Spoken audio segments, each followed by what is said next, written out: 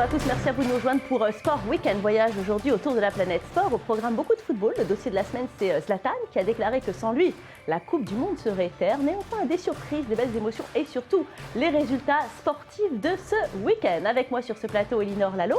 Elinor, bonsoir.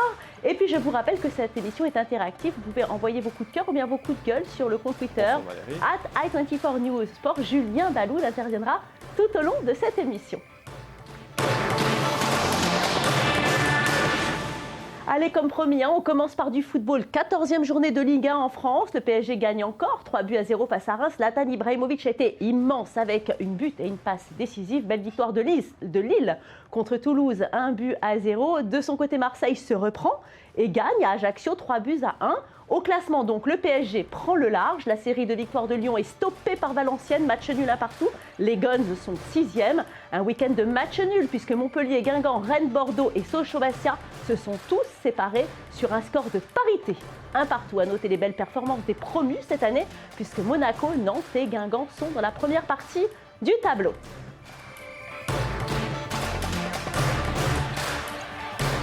Alors Julien, cette équipe de Paris est absolument impressionnante. Est-ce qu'on a eu des réactions sur Twitter ? Oui, absolument. Il y a pas mal de réactions. Vous allez le voir à l'écran, notamment ce tweet. Vous savez que Monaco va jouer ce soir. Il y a donc une grosse pression sur l'équipe puisque le PSG est en train de prendre le large. Je vous rappelle qu'il a quand même à son actif 34 matchs, toutes compétitions confondues, 34 matchs sans défaite, ce qui angoisse beaucoup Monaco. Et vous allez voir ensuite avec le tweet suivant, c'est une photo qui à mon sens résume tout et l'histoire n'est pas prête de s'arrêter en si bon chemin. Bref, le PSG brille et le PSG visiblement n'est pas prêt de s'arrêter là. Alors et nous recevons donc par Skype notre spécialiste football, Mickaël Madar. Mickaël, bonjour. Bonjour. Merci de nous rejoindre. Alors, je rappelle à nos téléspectateurs que vous êtes un ancien joueur du Paris Saint-Germain et un ancien international français. Alors, Mickaël, qu'avez-vous pensé du Paris Saint-Germain ? On a l'impression que les Parisiens sont hors concours cette année. Je pense que c'est vraiment le terme exact. J'ai regardé donc ce match contre Reims. C'est une domination constante de la première à la 90e minute. C'est une maîtrise du jeu complète, totale. On a l'impression qu'on a affaire à un match de juniors contre des seniors. Et ça fait quand même pas mal de temps que ça dure. Donc je pense que Paris est vraiment sur le bon chemin, mais en même temps, je pense qu'il n'y a pas vraiment d'équipe qui peut rivaliser avec eux cette année. La recette magique, c'est quoi, vous pensez ?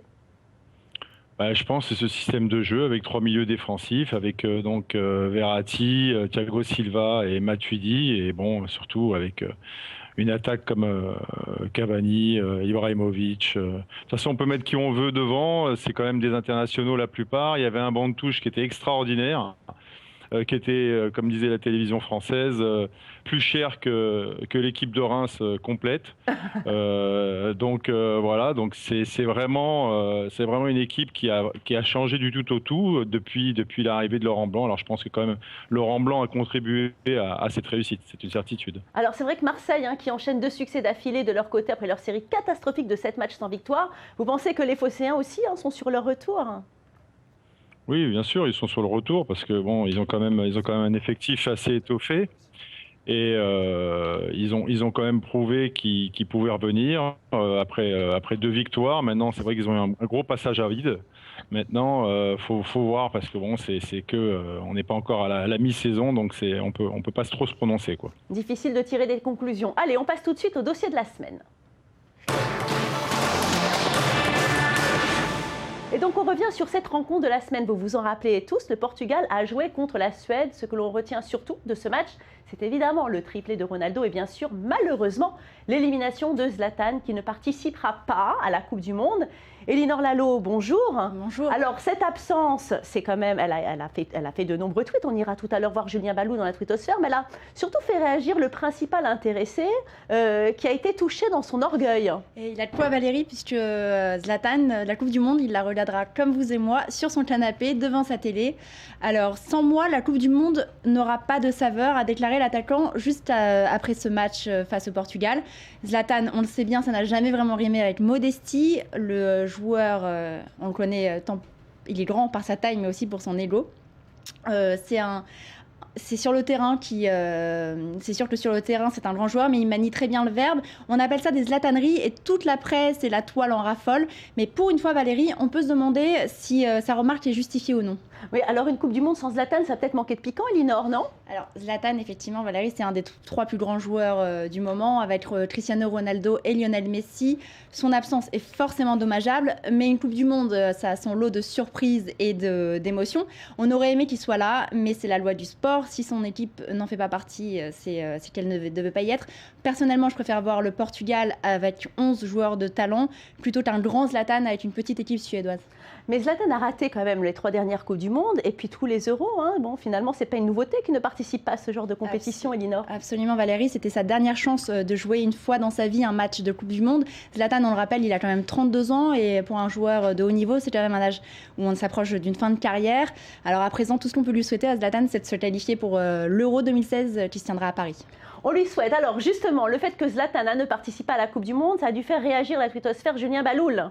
Oui, absolument. Écoutez, j'ai pris 2 tweets, Valérie. D'abord, un dessin un peu humoristique, vous allez le voir à l'écran. Je précise, ce n'est pas le vrai compte de Zlatan. Le Zlatan, c'est un compte parodique. Vous allez le voir à l'écran de quoi je parle. On voit les joueurs sélectionnés, des équipes sélectionnées qui montent dans la montgolfière destination du Brésil et le pauvre Zlatan qui reste au sol et qui a dit « Vous m'avez oublié » avec la petite faute d'orthographe parce que j'ai un message à faire passer. Les fans de foot font beaucoup de fautes d'orthographe sur Twitter. Je ne sais pas pourquoi. Qu'est-ce que vous voulez dire par là, Julien? Je ne sais pas, mais c'est un calvaire à chaque fois avec les tweets. Ils font beaucoup de fautes d'orthographe.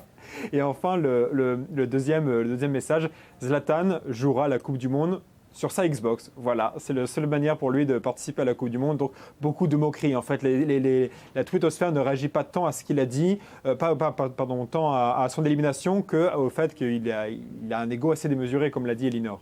Oui, c'est vrai que c'est un peu surprenant de déclarer des choses pareilles. Alors d'ailleurs, Zlatan, ce n'est pas le seul grand joueur à rater l'arène des compétitions. Vous a préparé une équipe type des plus grands absents. Voyez plutôt Petr Cech, le gardien de but de la République tchèque et de Chelsea, Gareth Bale du Real Madrid, le gallois digne hérité de Ryan Giggs, qui a tout gagné avec Manchester mais qui n'a jamais participé à une Coupe du Monde ou un Euro, Robert Lewandowski, l'attaquant polonais dont on entend beaucoup parler ces derniers temps du Borussia Dortmund. Vous pouvez le voir, elle aura de l'allure, cette équipe, elle pourrait même gagner la Coupe du Monde.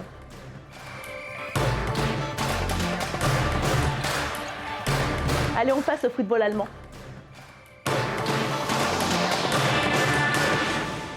Allez, c'est l'affiche européenne de cette semaine. Le premier contre le deuxième. Les 2 finalistes de la dernière Ligue des Champions. Les 2 derniers champions d'Allemagne, les rouges et blancs, contre les jaunes et noirs. La Bavière contre la Ruhr. L'argent contre les idées. Pep Guardiola contre Jürgen Klopp. Le tiki-taka face aux contre-attaques. Supersonique, il s'agit tout simplement du Bayern de Munich contre le Borussia Dortmund. Un match qui a tenu toutes ses promesses. Le résumé de Jonathan Salem. Borussia Dortmund, Bayern de Munich, le match de l'année en Bundesliga, l'équivalent allemand d'un Real Barça ou d'un PSG Marseille, un stade plein à craquer, une ambiance du tonnerre et des joueurs surmotivés.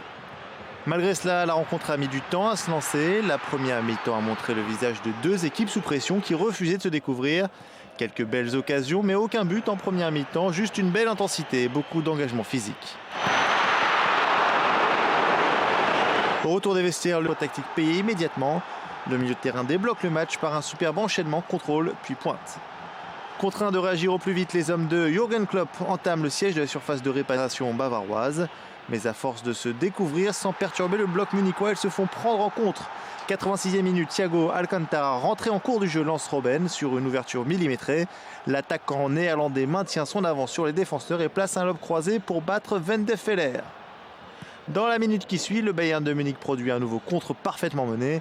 Robben décale l'âme, venu dédoubler sur le côté qui centre en retrait pour Müller, dont la frappe instantanée trompe le gardien de Dortmund, masqué par son défenseur. Nous avons rencontré le Bayern régulièrement ces dernières années, mais aujourd'hui, ils ont joué un autre football avec une autre technique et plus de ballons longs. Ils ont réussi à nous faire courir, on a fermé des espaces, ils n'ont pas eu beaucoup d'occasions, mais ils ne les ont pas manqués. On vient de jouer contre la meilleure équipe de contre-attaque au monde. Ils peuvent courir tout le match sans se fatiguer, le match a été équilibré. Ils ont donné un quart d'heure en revenant des vestiaires et puis on a remis la pression, on a mieux contrôlé le ballon.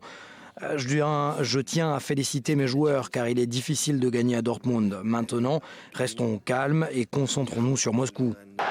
Le Bayern se déplacera au CSKA Moscou le 17 novembre à 18h30 pour un match sans réel enjeu dans le groupe D de la Ligue des Champions. Le Bayern est déjà qualifié et Moscou éliminé. Et donc au classement, le Bayern prend 7 points d'avance sur le Borussia alors qu'un invité surprise se glisse entre les deux géants allemands. Le Bayer Leverkusen, grâce à sa victoire sur le terrain de Hertha Berlin, prend la seconde place à 4 points de Munich.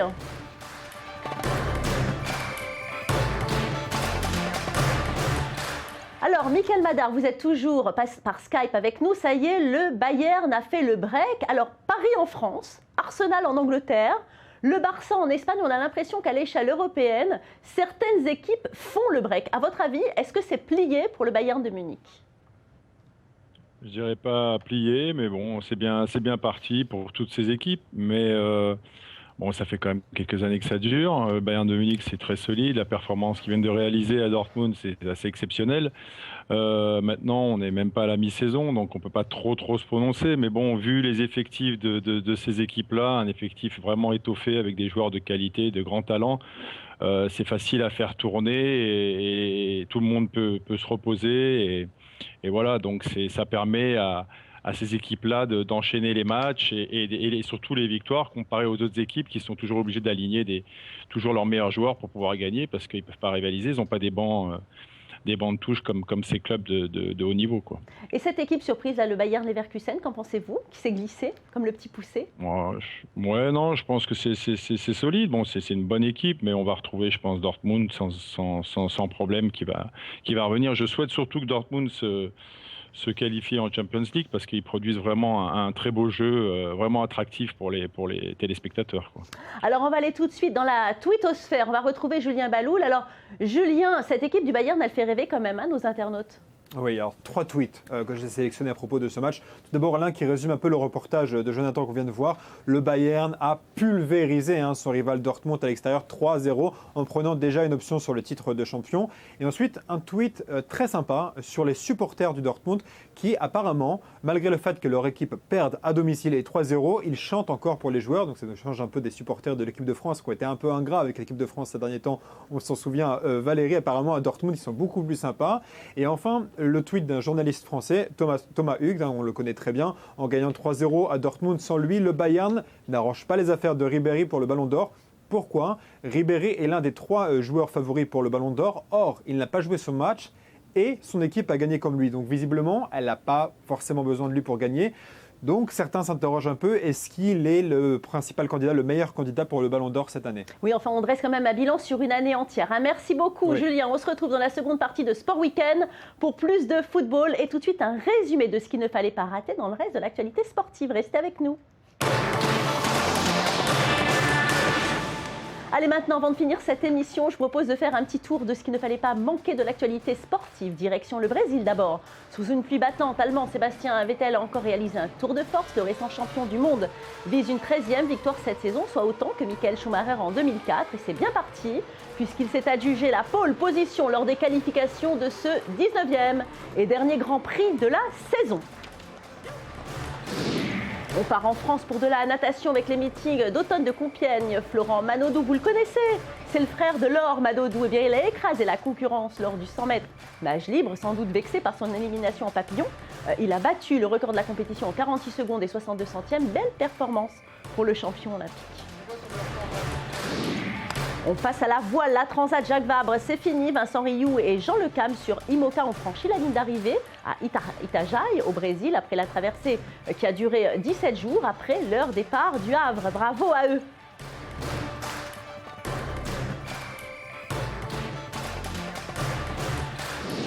Et nous sommes loin des températures de Tel Aviv. On termine par du sport d'hiver. La Slovénie a remporté le premier concours de Coupe du Monde de la saison à saut de ski à l'issue de l'épreuve par équipe.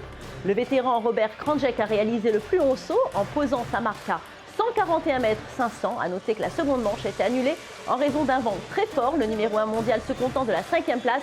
L'équipe de France, quant à elle, finit 11e. Merci à vous tous, merci Elinor, merci Julien, merci Mickaël. On se retrouve pour la deuxième partie de notre émission. C'est fini pour l'heure. Merci à vous de nous avoir suivis, que le temps passe vite en votre compagnie. On se retrouve donc pour la deuxième partie de Sport Week-end. En attendant, restez avec nous car l'information continue sur i24 News. Merci à vous.